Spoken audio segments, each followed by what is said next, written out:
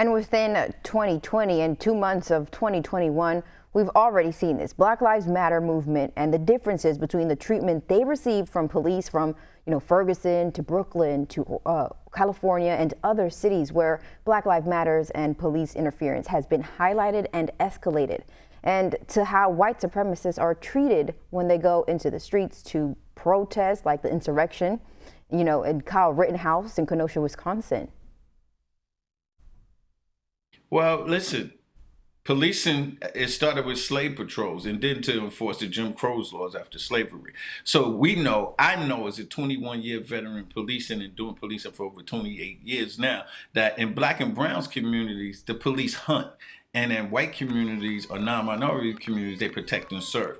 And that was clearly on display January 6th down at the Capitol. That this wasn't nothing new to people in policing, definitely not myself or people from like the National Criminal Justice Practitioners Organization, which I'm one of the founding members. These things happen all the time.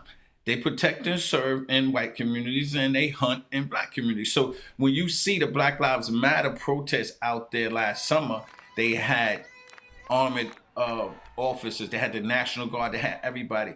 It didn't take a rocket scientist to figure out that this insurrection was going to happen. They was all over the blogs talking about what they was going to do, when they was going to come down there, what they was going to bring. It was all over the blog. So now all of a sudden the FBI, CIA, nobody's looking at the blogs to get this information. I mean, I can't wait till they have a 911 commission to find out. This stuff was there. They didn't want to police it because they always backing our former president, who I'm so happy that's out of there now, that we could get some more decency in America, because we looked upon in the last 4 years, it wasn't a good look for us. But policing, again, they hunt in black and brown communities and protect and serve in others. And when that changes, policing changes, we can bridge that gap between the black and brown community and police and have a harmonious relationship.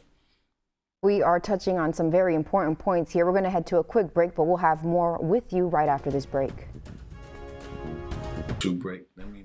Welcome back to BNC Morning. We are continuing our conversation with Deputy Inspector and retired NYPD Corey Pegues. Hey, welcome back. Thanks. Thank you for having me. So let's continue. Every day, it becomes more clear that members of police forces are also a part of white supremacist groups. This is a huge issue. And what do you think that there could be done about this? I mean, do we need to better understand those people that are in these roles, or do better background checks? Background checks are the key.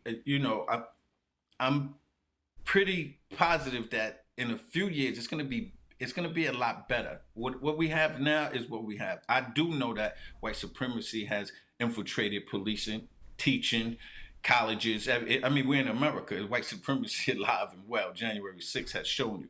So what police departments need to do, if they want to really change it, they have to do some serious background checks.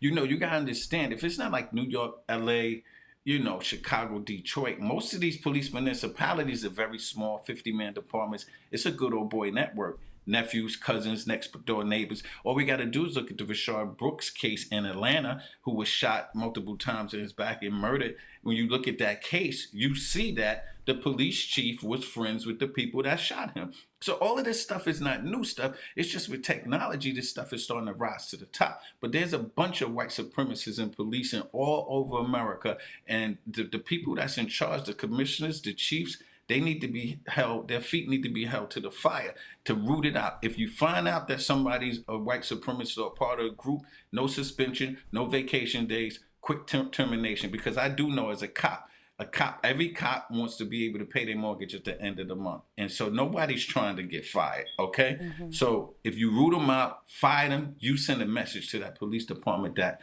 that man or woman that's in charge is not playing. And history has made it clear the black community fears the police, those officers we call for help, and those calls we've seen time and time again end in destruction. Is there anything that can be done to squash those fears for the black community? The black and brown community has had problems with policing since the inception of policing. And it has gotten better. I'm not going to sit here and just vilify policing. It has gotten better, but there's things that police got to do. And the one thing that the police has to do is be transparent.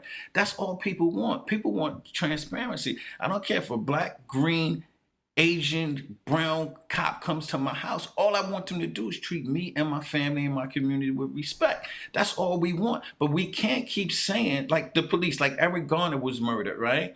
You had the PBA president from the NYPD, Pat Lynch, go on national TV and said that that wasn't a chokehold, that was jujitsu move. So they're still trying to say, which we see people killed on camera. I mean, there wasn't even a lot of outcry from police unions when George Floyd was murdered in everyone's living room. We saw it. So they're still behind that blue wall because it's a male white dominated profession and it's steeped in racism, and they're still trying to do it. So the mayors of these cities have to make sure that they're putting people in there that's going to protect everyone's right and not just one segment of the community. But to bridge the gap between the community and police, transparency is first. And then you got to put people in place that got your best interest. If you're a Donald Trump and you pick your attorney general as Jeff Sessions, how the hell do you think they're going to treat black and brown community? Jeff Sessions.